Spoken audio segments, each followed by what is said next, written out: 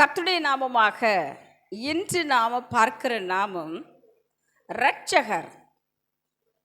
இயேசு என்னும் இரட்சகர். இரட்சகர் அப்படின்றதும் கர்த்தருக்கு இயேசு கிறிஸ்துவுக்கு கொடுக்கப்பட்ட நாமங்களில் ஒரு நாமமாக நம்ம பார்க்கிறோம். இங்கிலீஷில் அதை எப்படி சொல்லுவாங்க அப்படின்னா சேவியர் அப்படின்னு சொல்லுவாங்க. சேவியர் அப்படின்னா என்ன அர்த்தம்? நம்மளை ரட்சிக்கிறவர், சேவ் பண்ணுறவர், நம்மளை விடுதலை ஆக்குகிறவர், நம்மளை இக்கட்டில் இருந்தும் துன்பங்களில் இருந்தும் நம்மளுடைய பாவங்களில் இருந்தும் நம்மளை ரட்சிக்க வல்லமை உள்ளவர். அதனால தான் அவருக்கு என்ன நாமம் கொடுக்கப்பட்டிருக்கிறது? இரட்சகர் அப்படின்ற நாமம் கொடுக்கப்பட்டிருக்கிறது. 1 யோவான் 4:14 இப்படியாக சொல்றது, பிதாவானவர் குமாரனை உலக இரட்சகராக அனுப்பினார் என்று நாங்கள் கண்டு சாட்சியிடுகிறோம் அப்படின்னு சொல்லி. அவர் யாராக பூமிக்கு வர்றாரா? பிதாவானவர் தன்னுடைய குமாரனை எப்படி அனுப்புகிறாரு? உலக இரட்சகராக, இந்த உலகத்தையே ரட்சிக்கக்கூடிய இரட்சகராகத்தான் பிதாவானவர் இயேசு கிறிஸ்துவை இந்த பூமியில் அனுப்பி வைத்தார். இதைத்தான் நாம் வேதத்தில் எங்கும் வாசிக்கிறோம், இதைத்தான் நம்ம தியானிக்கிறோம், இதைத்தான் நம்ம விசுவாசிக்கிறோம். இந்த விசுவாசம்தான் அவரே தேவகுமாரன், அவரே இரட்சகர், அவர் தான் இயேசு அப்படின்னு யார் நம்புகிறோமோ அவங்க தான் யாருன்னு சொல்கிறோம்? நம்ம விசுவாசி அப்படின்ற அடையாளத்தை பெற்றுக்கொள்கிறோம். நாம் விசுவாசி என்றால் நாம் எதை விசுவாசிக்கிறோம்? தேவனுடைய குமாரனான இயேசு கிறிஸ்துவை விசுவாசிக்கிறோம். அவர்தான் பூமியை ரட்சிக்க வந்த இரட்சகர். அவர் எனக்காக சிலுவையிலே மரித்தார், அவர் எனக்காக உயிர்த்தெழுந்தார், அவர் எனக்காகவே பரமேறி என்றும் பரிந்து பேசி கொண்டிருக்கிறார்ன்றதை நாம் என்ன செய்கிறோம்? விசுவாசிக்கிறோம். அப்படியாகவே லூக்கா 2:11 என்று கர்த்தராகிய கிறிஸ்து என்னும் இரட்சகர் உங்களுக்கு தாவீதின் ஊரிலே பிறந்திருக்கிறார் அப்படின்னு யார் சொல்கிறா? காப்ரியேல் தூதன் சொல்கிறாங்க இல்லையா? தூதர் கூட்டம் உடனே தோன்றி, பரம சேனையின் திரள் உடனே தோன்றுது அந்த இடத்துல. இந்த வார்த்தையை சொன்ன உடனே, இரட்சகர் ஒருவர் பிறந்திருக்கிறார்ன்ற வார்த்தையை சொன்ன உடனே என்ன நடக்குது? திரளான கூட்டம், பரம சேனையின் அந்த தேவ தூதர்களின் கூட்டம் ஒன்று சேர்ந்து என்ன சொல்கிறாங்களாம்? 14 இப்படி சொல்லப்பட்டிருக்கு, பரம சேனையின் திரள் தோன்றி உன்னதத்தில் இருக்கிற தேவனுக்கு மகிமையும் பூமியிலே சமாதானமும் மனுஷர் மேல் பிரியமும் உண்டாவதாக என்று சொல்லி தேவனை துதித்தார்கள் அப்படின்னு எழுதப்பட்டு. அப்போ நம்ம தேவனை எப்படி துதிக்கிறாங்களாம்? பரமசேனையின் திரளே அப்படித்தான் துதிச்சிருக்கு இல்லையா? இயேசு கிறிஸ்து பிறந்தப்ப இரட்சகர் பிறந்திருக்கிறார் அப்படின்ற அந்த வார்த்தையை கேட்ட உடனே சேனை திரள், அங்கே ஒரு தேவ தூதர்கள் கூட்டம் தோன்றி அவங்க என்ன சொல்கிறாங்க? தேவனுக்கு மகிமை, தேவனை துதித்தார்கள் அப்படின்னு எழுதப்பட்டிருக்கு.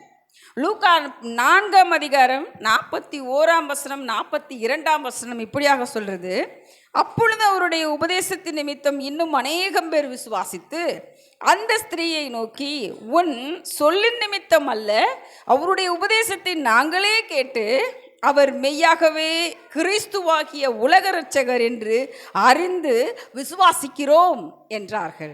இந்த சம்பவம் நமக்கு நல்லா தெரியும் இல்லையா? சமாரியா ஸ்திரீக்கு கிட்ட போய் ஆண்டவர் என்ன செய்கிறாரு? அந்த கிணத்தடியில் நின்று பேசுகிறாரு. அவர் பேசுகிறப்ப என்ன கேட்குறாரு? உனக்கு நான் ஜீவ தண்ணீரை தருகிறேன் அப்படின்னு பேசுகிறப்ப அந்த அம்மா கிட்ட சொல்கிறாரு, உன் புருஷனை கூட்டிட்டு வான்னு சொல்கிறப்ப அவங்க என்ன சொல்கிறாங்க? எனக்கு புருஷன் இல்லையா அப்படின்னு சொல்கிறப்ப, ஆமாம் உனக்கு என்ன 5 புருஷர்கள் இருந்தாங்க, இப்போ உனக்கு இருக்கிறவன் அவன் புருஷன் இல்லை அப்படின்னு ஆண்டவர் சொன்ன உடனே அவங்களுக்கு என்ன தோணுது? என்னுடைய எல்லா வாழ்க்கையின் ரகசியங்களையும் இவர் அறிந்தவராக இருக்கிறாரு, இவர் மெய்யான தீர்க்கதரிசி, இவரே இயேசு கிறிஸ்துன்னு நினைத்து தான் என்ன செய்கிறாங்க? உள்ளே போய் அந்த சுவிசேஷத்தை முதல்ல என்ன சொல்கிறாங்க? சுவிசேஷத்தை அறிவிக்கிறார்கள். ஒரு பெண்ணான அவர்கள், ஒரு சமாரியா ஸ்திரீ ஆகிய அவர்கள் தான் முதல்ல உள்ளே போய் என்ன சொல்கிறாங்க? அந்த நாட்டுக்குள்ளே போய், அந்த ஊருக்குள்ளே போய் சொல்கிறாங்க, அவர்தான் இயேசு என்று காண்கிறேன். ஏன்னா அவர் என்னுடைய வாழ்க்கையின் ரகசியங்களையும் சொல்லி வெளிப்படுத்தினார். எனக்கு ஜீவ தண்ணீர் தருவேன்னு சொன்னார். அதை குடித்தா எனக்கு தாகமே இருக்காதுன்னு சொன்னாருன்னு சந்தோஷமாக சொல்லவும், அவங்க எல்லாரும் ஒன்று சேர்ந்து வந்து அவரிடத்துல நின்று இன்னும் 2 நாள் எங்களோட தங்கி இருந்து எங்களை நீங்கள் விசுவாசத்தின் பாதையில் நடத்தணும்னு சொல்கிறப்ப, ஆண்டவர் அங்கே தங்கி இருந்து அவர் சொன்ன அந்த வார்த்தை நிமித்தமாக அவர்கள் ரட்சிக்கப்பட்டு அவங்க சொல்கிறாங்க, அந்த ஸ்திரீயை பார்த்து, நீ சொன்னது நிமித்தமாக அல்ல, இயேசு கிறிஸ்து தான் ரட்சகர், உலக ரட்சகர்ன்றதை நாங்களே அறிந்து கொண்டோம்னு சொல்கிறாங்க.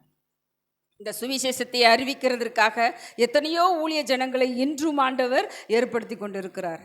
இன்றும் எத்தனையோ கிராமங்களில் போய் ஊழியம் செய்கிறவங்க இருக்கிறாங்க. எத்தனையோ பட்டணங்களில் போய் எத்தனையோ ஆலயங்களில் நின்று ஊழியம் செய்கிற ஊழியக்காரர்கள் இருக்கிறாங்க. அவங்க சொல்கிறதெல்லாம் ஒரே வார்த்தை தான், இயேசுவே மெய்யான ரட்சகர், அவரே உலக ரட்சகர், அவர் மறுபடியுமாக வருவார், உங்களையும் என்னையும் ரட்சிப்பார், அவர் உங்களை என்னையும் நியாயம் தீர்த்து பரத்திற்கு உங்களை கூட்டி செல்வார்ன்றதை தான் நம்ம சொல்லிக்கிட்டு இருக்கோம். இந்த உலக ரட்சகர் இயேசு கிறிஸ்துவே அவரே மெய்யான வழி அப்படின்னு சொல்கிற அந்த வார்த்தையை கேட்டு விசுவாசிக்கிறவங்க என்ன சொல்லணுமா, நீ சொல்கிறது நிமித்தமாக அல்ல, நாங்களே கண்டோம் அவர் தான் மெய்யான இயேசு கிறிஸ்துன்னு, நாங்களே கண்டோம் அவரே உலக ரட்சகர்னு, அவரே வழியும் சத்தியமும் ஜீவனுமாக இருக்கிறார், அவரை இல்லாமல் நாங்கள் பரலோகத்திற்கு செல்ல முடியவே முடியாது, அவருக்கு கீழ்ப்படிதலே எங்களுக்கு மேல்படி அப்படின்றத நாமளே உணர்ந்து சொல்லணும்ன்றது தான் ஆண்டவர் சொல்லி போன வார்த்தை.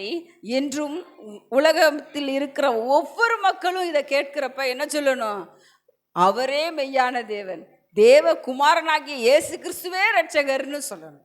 நிச்சயமாக அப்படி ஒரு வார்த்தையை நம்ம வாழ்க்கையிலும் நம்ம மற்றவங்களை சொல்ல வைக்கணும். இயேசு கிறிஸ்துவே உண்மையான ரட்சகரம்மா அப்படின்றத அவங்களுக்கு விளங்க சொல்லி அவங்கள சாட்சியாக ஏற்படுத்தணும். இதுதான் ஆண்டவர் நமக்கு சொல்லி போன வார்த்தையும் கூட. உலகமெங்கும் போய் என்ன செய்யணும், சுவிசேஷத்தை அறிவிக்கணும். இதுவே மெய்யான சுவிசேஷம். கர்த்தர் உலக ரட்சகர் அப்படின்னு சொல்கிறது தான் நம்ம ஏற்றுக்கொள்வோம்.